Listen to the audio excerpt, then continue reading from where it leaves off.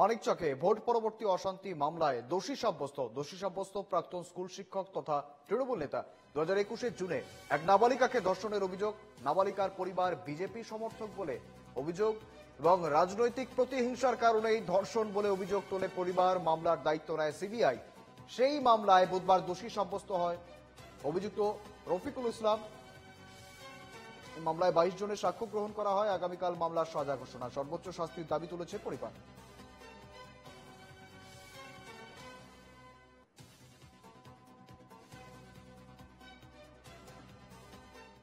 সাক্ষ্য প্রমাণের ভিত্তিতে আজকে এডিজে 2 মালদা উনি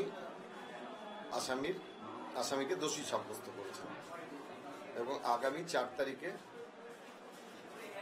সেন্টেন্স কতটা হবে, কত মেয়াদটা কি হবে সেটা নির্ধারণ করবে।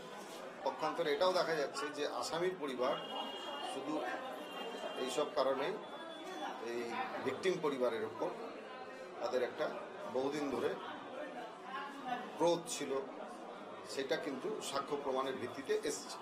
6 পক্ষতে এবং 376A(b) তাতে ন্যূনতম সাজা আছে 20 বছর থেকে লাইফ দিতে পারে এবং হতে পারে এই কেসে।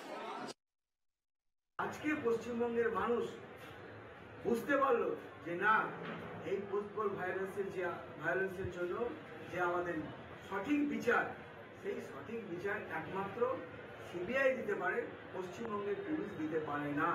এবং পশ্চিমবঙ্গের পুলিশের উপরে যে মানুষের যে অনাস্থা, সেটা আবার আজকে প্রমাণ হলো এবং প্রকট হলো।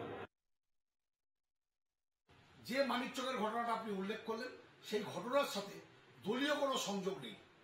একটি মেয়ে, তার একটা কমপ্লেন লঞ্চ হয়েছিল, সেই কমপ্লেনের ভিত্তিতে যে আসামি সে যদি সাজাপ্রাপ্ত হয় তাহলে এটা সবসময় এটা একটা আশাব্যঞ্জক একটা রায়। কাজে এটা নিয়ে তৃণমূল কংগ্রেসের কিছু ব্যাপার নেই। কেউ যদি মনে করে যে কোনো ঘটনার সাথে তৃণমূলকে জড়িয়ে তৃণমূলকে মেলাইন করবে, তারা মূর্খের স্বর্গে বাস করছে। 2026 আর কয়েকটা দিন পরে দেখবেন এই মানিকচকের মাটিতে আবার সবুজ পতাকা পথ করে উঠবে। আমরা বিজেপি করি, ওরা তৃণমূল করে, ওই জন্য ওরা খাপা হয়ে আছে। আমাদের উপরে বিরুদ্ধ হয়েছিল ওরা, যে কিছু না কিছু করবো, ওদের গরিব বলে ওরা বাদলা নিতে চেয়েছিল, যে গরিব আছে ওরা কিছু করতে পারবে না, ওই জন্য বাদলা নিয়েছে। রেপ করেছে আমার মেয়েকে। আমরা কোর্টে এসেছিলাম, আমাদের ফাসলা শুনিয়েছে যে সাজা হলো 20 বছরের জন্য। আমরা ফাঁসি চাইছি। সঙ্গে রয়েছেন প্রতিনিধি সুমিত ঘোষ। সুমিত, ইতিমধ্যেই দোষী সাব্যস্ত হয়েছেন শফিকুল ইসলাম, অন্যদিকে নির্যাতিতার পরিবার তারা ফাঁসির দাবি তুলছেন। সুমিত,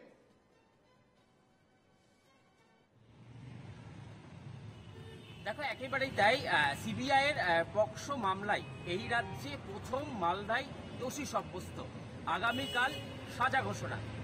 যেটা জানা যাচ্ছে যে কলকাতা হাইকোর্টের নির্দেশে ভোট পরবর্তী হিংসার 55টি মামলার দায়িত্ব নিয়েছিল সিবিআই, এবং যার মধ্যে এই মালদার মামলাটিও ছিল। কি হয়েছিল ঘটনা প্রসঙ্গে যেটা জানা যাচ্ছে কি যে 2021 সালের বিধানসভা নির্বাচনের পর 5ই জুন মানিকচক থানা এলাকায় এক নাবালিকাকে, 4th শ্রেণীর এক নাবালিকাকে খেলার সময় তুলে নিয়ে গিয়ে এই অভিযুক্ত শিক্ষক তথা তৃণমূল নেতা ধর্ষণ করেছিল বলে অভিযোগ। পরের দিন মানিকচক থানায় অভিযোগ দায়ের করা হয় এবং সেই বছর সেপ্টেম্বরের শেষের দিকে তদন্তে আসে জাতীয় মানবাধিকার কমিশন, এবং এরই মধ্যে এই মামলার দায়িত্ব পায় সিবিআই, এবং সেই মামলারই এই রফিকুল ইসলাম এই তৃণমূল নেতাকে দোষী সাব্যস্ত করা হয়েছে এবং আগামীকাল তার সাজা ঘোষণা হবে। পরিবারের পক্ষ থেকে ফাঁসির দাবি তোলা হয়েছে। ঠিক একই রকমভাবে সিবিআই পক্ষের যে আইনজীবী রয়েছে অমিতাভ মৈত্র, তিনিও সর্বোচ্চ সাজার দাবি করেছে বিচারকের কাছে। আরও যেটা জানা যাচ্ছে কি যে ভোট পরবর্তী যে সময়, অর্থাৎ বিধানসভা নির্বাচনের সময় এই নির্যাতিতা পরিবার বিজেপিকে সমর্থন করেছিল এবং তার কারণেই রাজনৈতিক প্রতিহিংসার কারণে এই যে নির্যাতিতা পরিবারের নাবালিকা সদস্য তাকে তুলে নিয়ে গিয়ে ধর্ষণ করেছিল এই অভিযুক্ত তৃণমূল নেতা তথা শিক্ষক বলে অভিযোগ। তবে এই সমস্ত অভিযোগ ভিত্তিহীন বলে দাবি করেছে তৃণমূলের যেটা দাবি যে এই যে শিক্ষক, সেই শিক্ষকের সাথে তৃণমূলের কোনো লেনদেন নেই। একেবারে সঙ্গে ধন্যবাদ।